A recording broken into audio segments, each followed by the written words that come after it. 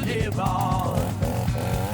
Cutting through the wood, still strong, reviving life where it's gone. Howdy folks, I'm going to show you how I mill up this oak log with my chainsaw. I've got a Holtzforma 395 on this Alaskan chainsaw mill that I got from Venvor. Very cheap on Amazon. Somewhere around $100. Under $150, I think.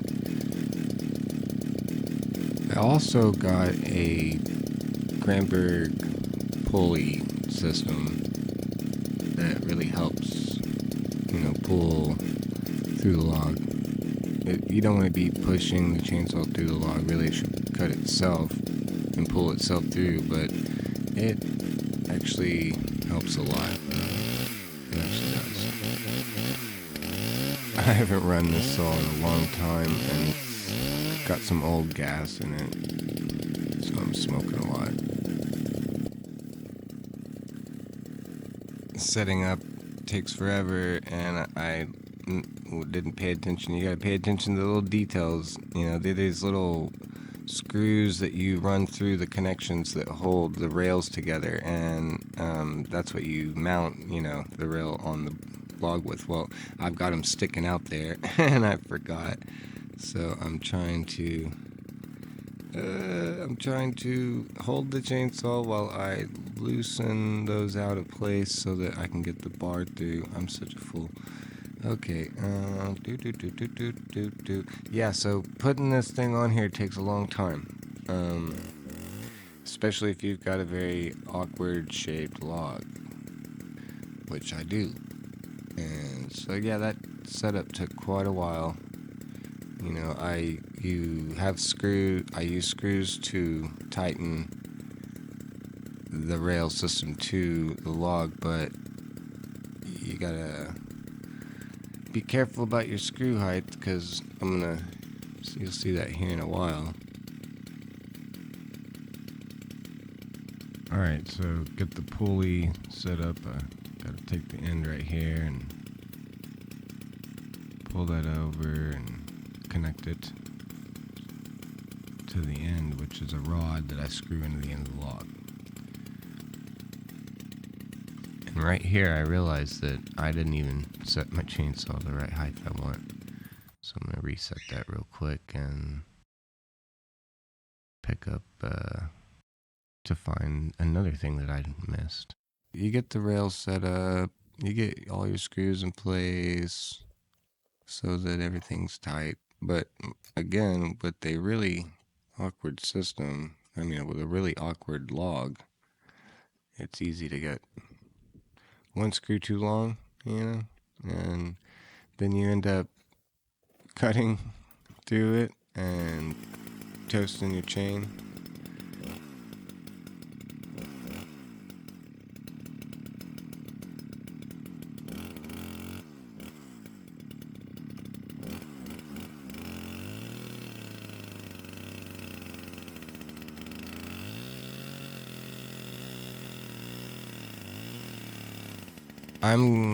I'm gonna get scared right here. I'm like, oh, wait a second. My screw is way too low, and if I cut through this wood, it is gonna toast the chain.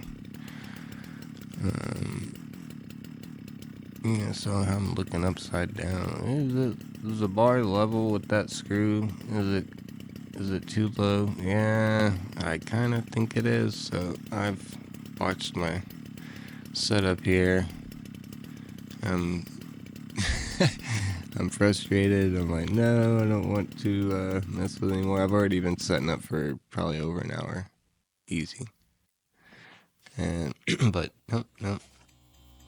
You don't want to send your bar through metal. So, yeah, backing that out, set up a new system that's a little more level. Raise it up higher, whatever I did there.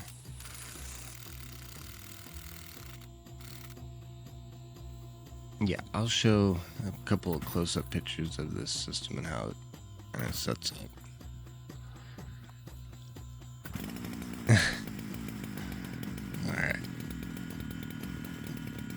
respirator back together. Because, man, it's not good breathing those fumes. I'm really looking forward to trying this plant-based gasoline. I know there's a plant-based bar oil I'm about to try too, but I haven't got the chance yet. Woo, man, yeah, that is old gas. Burning. Gonna burn my saw up. Anyway, alright, finally in the first cut here. Take that top off. I do love this saw. It's a Holtzforma 395. I got it for a very low price. You know, they're selling these guys for super cheap, and I'm very happy with it. I had the 372 as well, and I was starting to mill with that, but I needed a longer bar and decided I'd jump up to this, and it works great. And it's got a lot of power. Pulls right through. So you just kind of try to keep it steady. I'm balancing the chainsaw to... Hey, hang on. Oh, there you go. Oh, okay. Oops. Yeah, you want to balance that saw. You can't just like leave it alone. You gotta help support it and balance it across that as you cut across. You want to make sure that your rail on your chainsaw is touching both rails at all times, right? You start to rise off one of the rails, you know you've messed it. So trying to keep it level.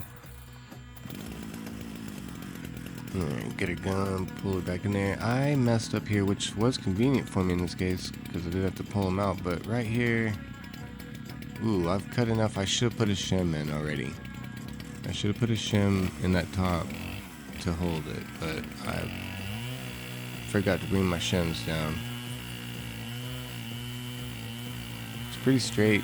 It's pretty hard wood, so it actually holds form pretty well through the cut. I think it's a 32-inch bar I've got on here right now. And again, it's a Holtzforma 395. And it's stock, totally stock. I haven't done nothing to it.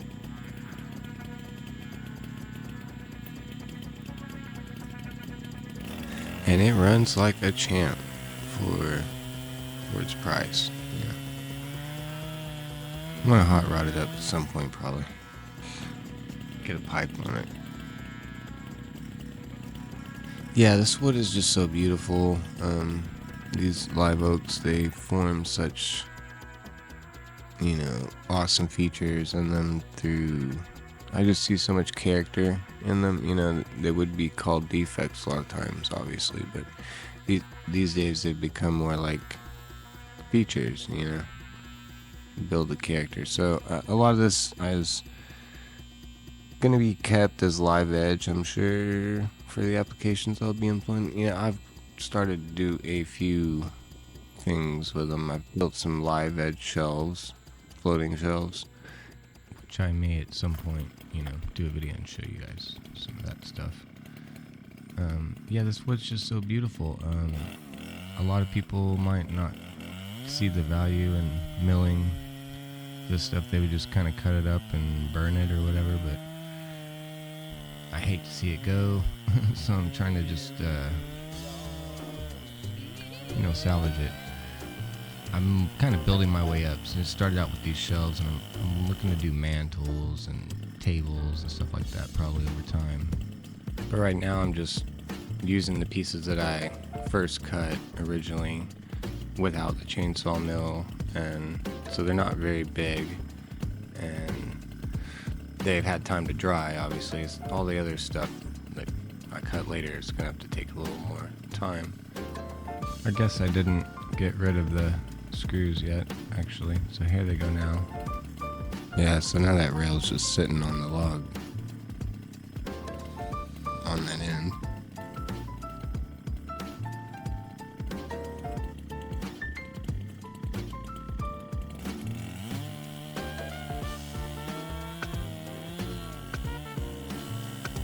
Now, when you finish the cut, you know, you've been cooking that saw pretty warm, so it's good to let it cool off for a little bit by letting it idle for a little bit on the side while you look at your cut. I got my first flat surface, so now the next setup's gonna be much easier and much faster. You know, I can set all the screws at the same level, all the bolts, or whatever you call them, Allen bolts.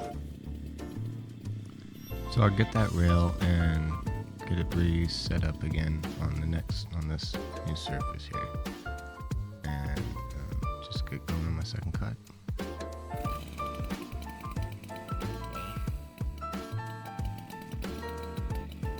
So I'm not only trying to balance the, you know, saw laterally, I'm constantly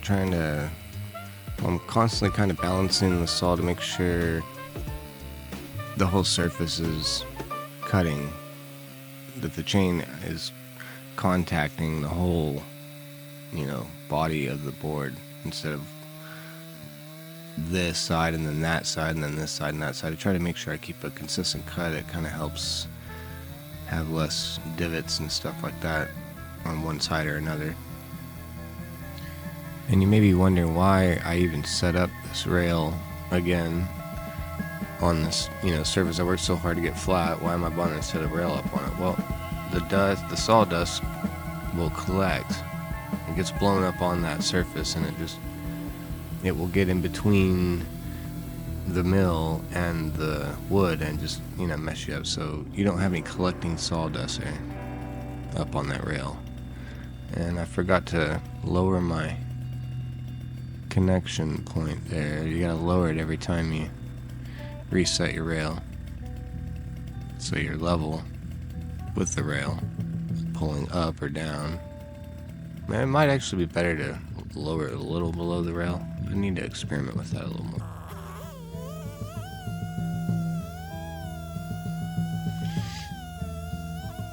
Yeah, I really wish I could cut this fast. It would be really awesome, but this probably took me about 5.5 minutes to do this cut.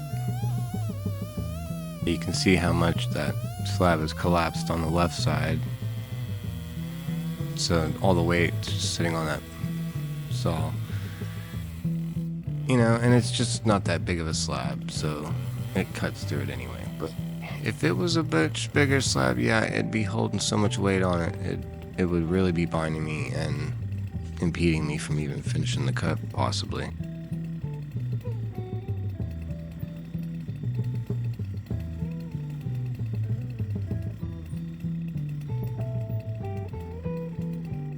Alright, so now we got our second full slab coming out. And I'm just gonna let the saw kind of idle on the side over here for a second and cool down while I have a look at my fancy wood for the first time. Yeah, I think it'd make a great river table, you know, just lay those out.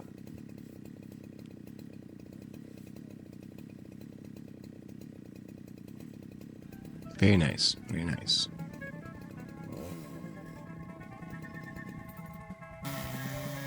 Yeah, the setup for this was so quick. This third one, I probably spent barely 5 minutes, you know, getting set up before I cut. It's just that first one that's so uneven, it's a real pain. So it's not too fancy, you know, it's pretty rough how I get all this done here. I'd much rather have a giant bandsaw on a trailer, but, you know, for my means, my purposes, this is doing great. So if you're having any doubts whether you could do this yourself, it's very easy. Well, it's time consuming and each individual aspect of it is easy, you know, so anybody could learn to do this, I think.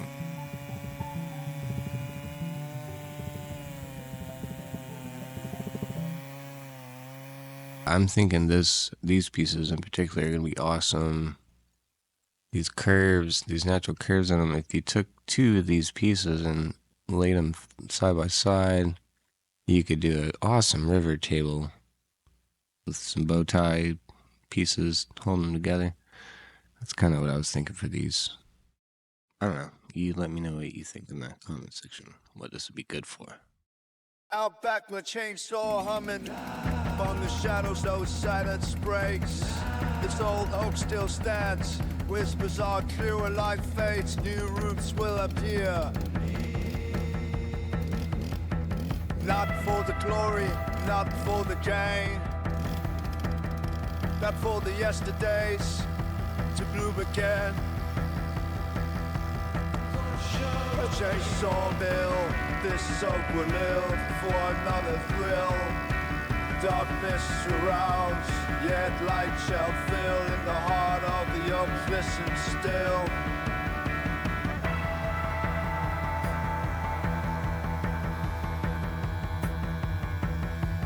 Midnight falls, wind carries tunes. With every cut the wood speaks in prose. Hands guided by spirits of yore.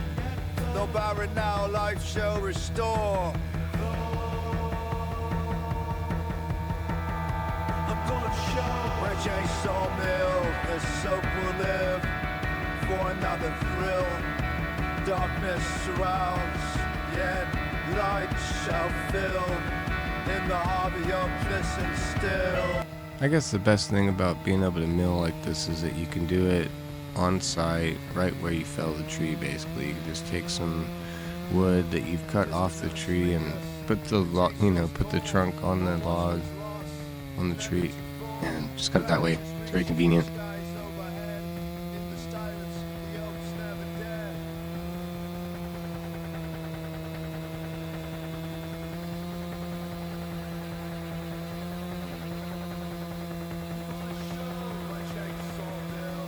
Once I finished, I realized one of my cuts wasn't getting enough oil, and it was pretty obvious on the chain just looking at it how much wood had caked onto the chain.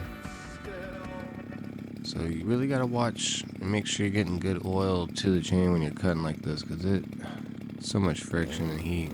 Plus, I'm not using wedges.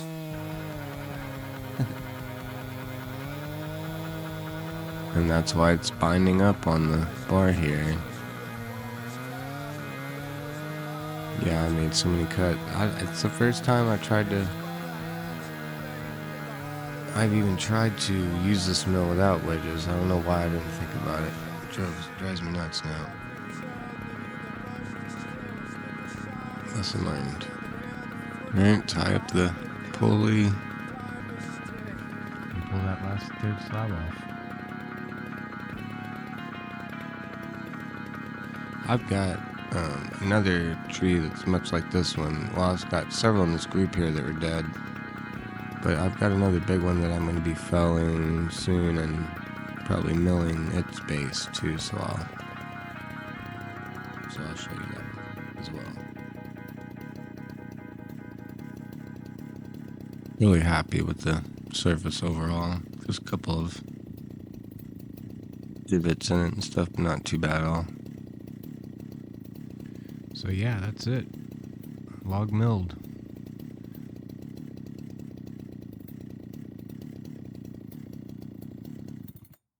So after you get the logs milled up, you're going to want to get them stacked together like this. You know, cut all these stickers here so they're all the same and straight. You know, take them and plane them, or put them in a joiner and make sure they're straight. Table saw so they're all the same. And then I strap them together from the bottom to the top. Previously, I just strapped, the logs to the stickers. But I feel like strapping the straps to the stickers rather than the logs to the stickers is better, right? I've had a little bit of warping with some of these, which is to be expected, I guess, but not on these slabs so much. You see a little bit underneath that one, obviously. And I've thrown a couple of shims in here where things were going a little crazy. I was gone for a couple of months, and they shrunk in that time significantly, actually, and I wasn't here to tighten the straps. But it's not too bad, I think. All in all, once you start milling it out, again, you're gonna end up with a nice piece of wood. So yeah, takes a lot of prep to get all these ready to go, and I went with the straps because I've seen other people try this method, and it seemed really inconvenient and stressful of a process, and it sure was. Trying to tie all these together and get them tight was a bit of a nightmare, and so I started tying them together.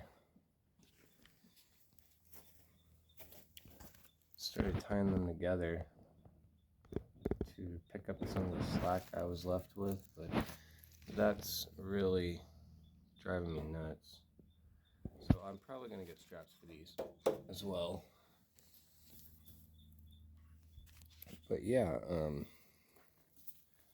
definitely can stack up some wood pretty quick, faster than you know what to do with.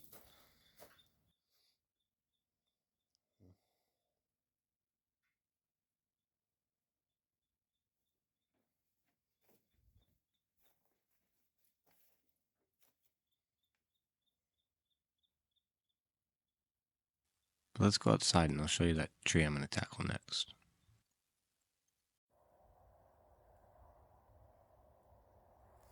So this is the next tree I'm going to fell.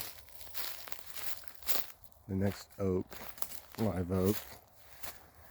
They're all dying in this drought we've been having in Central Texas. Been really hard on them. And the freezes too. Really hard on them. Of course, whoever did this cut, that's not my cut. Whoever did that cut did a really bad cut. Not happy with that. I never noticed it. I hope that isn't why the tree died. Anyway, I'm going to fell this one and clean up all the brush and burn all that and turn the rest into firewood, and I'll film all that and show felling the tree and whatnot. It's not a big tree. It's not much to fell, but it's worth milling. It's enough, in my mind anyway, with my whole philosophy on these trees and trying to save them and utilize them in some kind of way. I'm neurotic, I know, but that's just how I am. This tree's so beautiful.